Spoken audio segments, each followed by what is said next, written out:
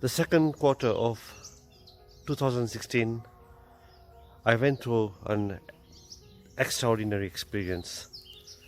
I was going through a moment of confusion, and I decided to take a break. So I went to the southern coast of Mombasa, checked into this very beautiful hotel on the beach, and I switched off all the technology, removed my watch.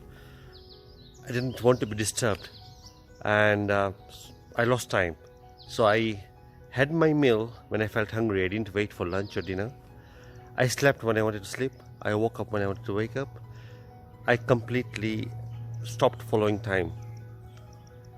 I think it was the third day in the morning. I was at the seashore reading a book, and I was gazing at the sea waves, and something happened. I don't know how many hours I might have been in the state of total focus and meditation on the waves that I actually lost any thoughts at that moment. And what happened is, suddenly the wave stopped. Literally, it just stopped. There was a butterfly flying across, and it also stopped. There was a tourist crossing, and he too stopped.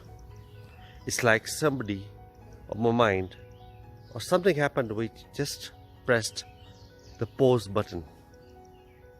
Everything froze. Now the experience I'm going to tell you next is something very difficult to explain in words. So in that moment, I was the droplet in the sea. I felt I am the droplet in the sea. So I am the ocean. And I literally felt it. I was the droplet. Then that feeling at the same time transferred to the butterfly. So I was the butterfly.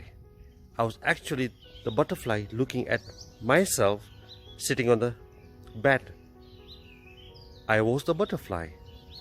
And again it shifted to the tourist. I was the tourist. So I was the ocean, I was the butterfly, and I was a tourist, and I was myself.